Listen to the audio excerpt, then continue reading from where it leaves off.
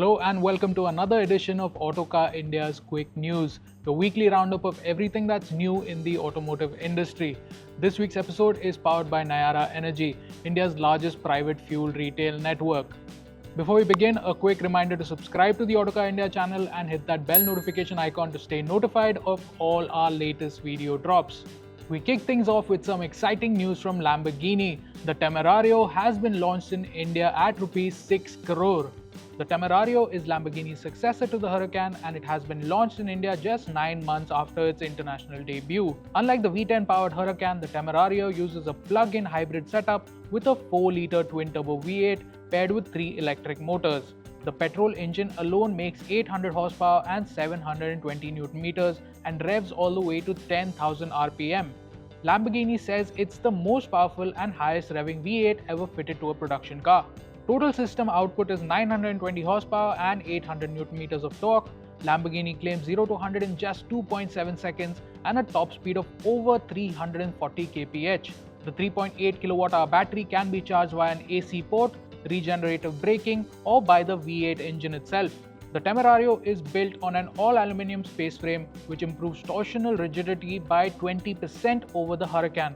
It weighs 1,715 kilos dry, but a track-focused Allegrita package drops that to 1,690 kilos thanks to carbon fiber wheels, a rear wing, and a unique bumper design. Styling-wise, the Temerario blends elements from the Huracan and Gallardo with fresh details inspired by the Revuelto. Inside too, its fighter jet themed cabin is much like the Revuelto's. You get a 12.3-inch digital cluster, a floating 8.4-inch central touchscreen, and a slim 9.1-inch display for the passenger. Comfort is a priority too. Lamborghini claims even a 6'5" driver can fit inside while wearing a helmet. JLR India has just launched the 2025 Range Rover Evoque in Autobiography trim. The smallest Range Rover will now cost Rs 69.5 lakh. The Evoque Autobiography replaces the dynamic SE trim and adds more features. You now get a panoramic sunroof, a 14-speaker 650-watt Meridian sound system with a subwoofer and electrically adjustable steering wheel. The cabin is more upmarket too, with extra leather on the dash and doors, Windsor leather seats, and a suede cloth roofliner. Outside there's copper finished badging on the bonnet and tailgate along with pixel LED headlights and signature DRLs. The Evoque continues with the same powertrains, a 250 horsepower 2-litre turbo petrol and a 204 horsepower 2-litre diesel. Both come with all-wheel drive and a 9-speed automatic.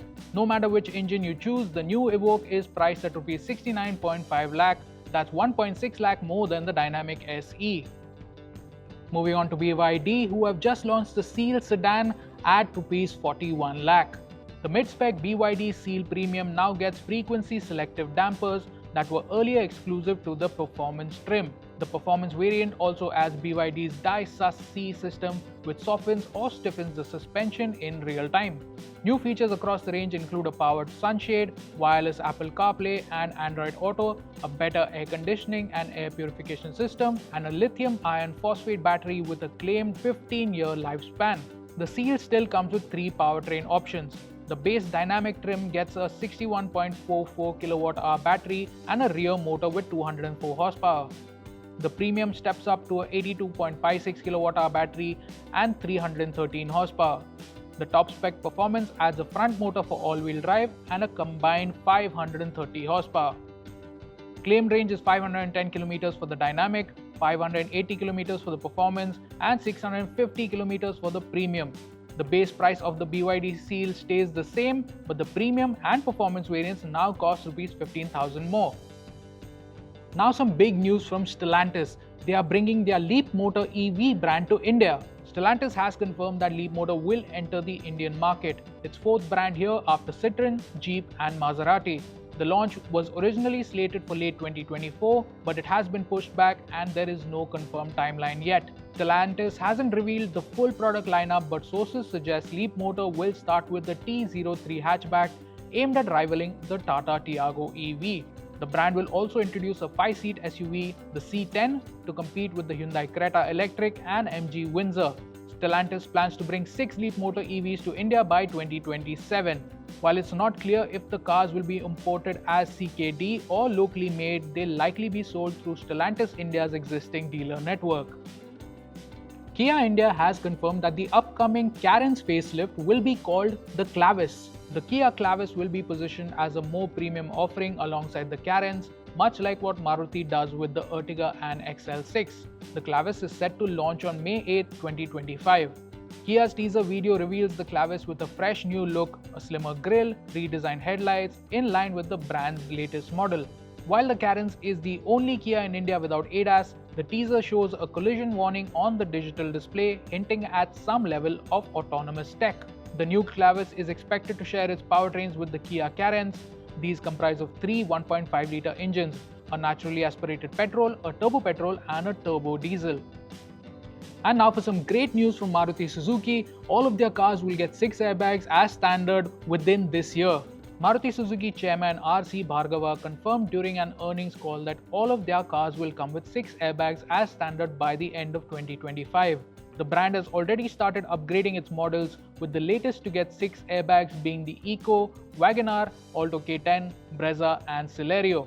There are still 6 Maruti cars that do not get 6 airbags as standard: the Baleno, Fronx, Ignis, Ertiga, XL6 and Espresso.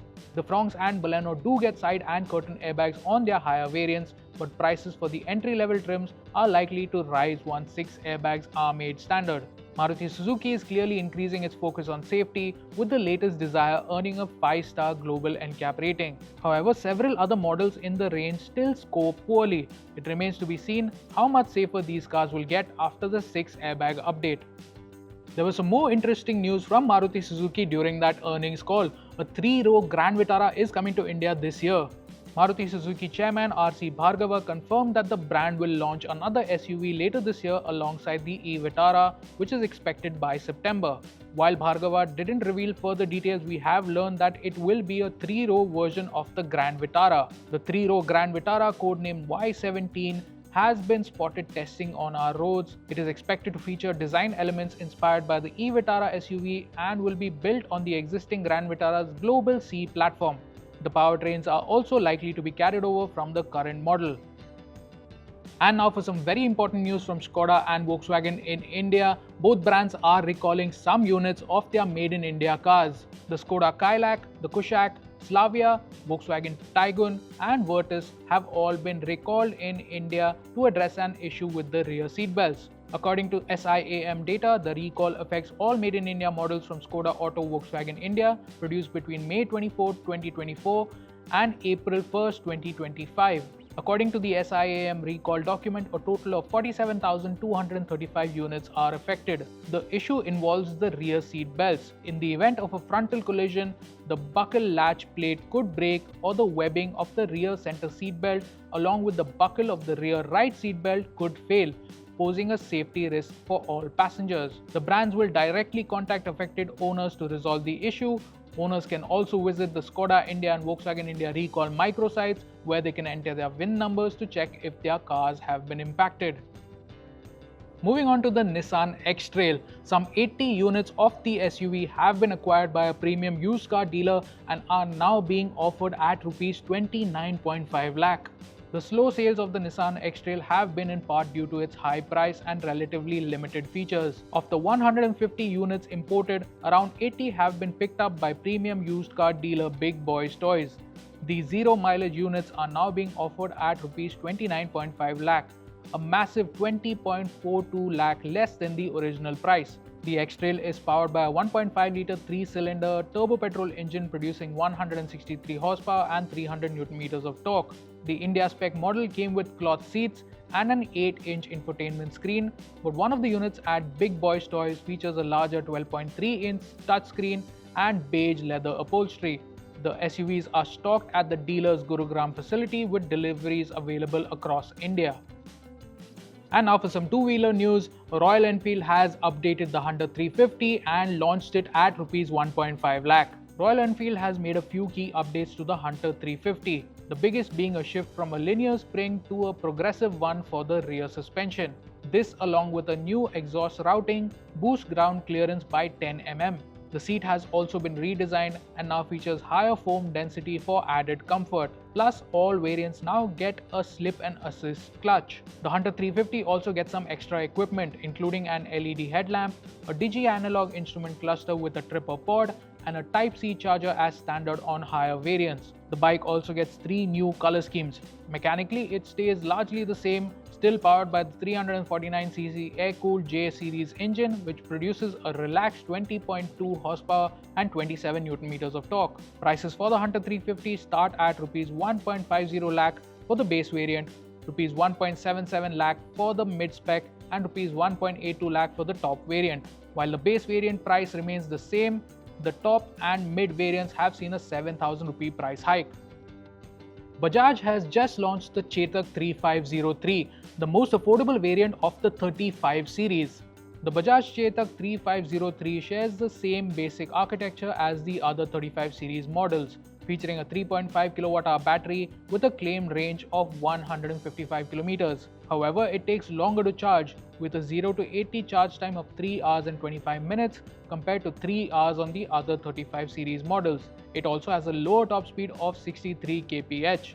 The feature set on the Chetak 3503 is simpler, but it still offers a 35-litre boot and a color LCD display with basic Bluetooth connectivity. It doesn't get sequential indicators and uses a drum brake up front, unlike the disc brake on the other 35 models. However, it still retains key features like 2 riding modes, hill hold assist, and the signature full metal body. Priced at Rs 1.10 lakh, the Chetak 3503 is positioned below the 3502 and 3501. The older 2903 variant with its smaller 2.9 kWh battery is still available as the entry-level model in the Chetak lineup. And finally, Kawasaki has just launched the updated Versys 650 at Rs 7.93 lakh. Kawasaki has updated the Versys 650 to meet stricter OBD2B norms, but mechanically it remains unchanged. It continues with the same 67 horsepower, 61 Nm, 649cc liquid-cooled parallel twin engine paired with a 6-speed gearbox. The update also introduces a new grey and green paint scheme. Priced at Rs 7.93 lakh, the 2025 Versys 650 is Rs 16,000 more than the outgoing model. And that's a wrap for quick news this week. Thank you so much for watching. We'll be back again next week.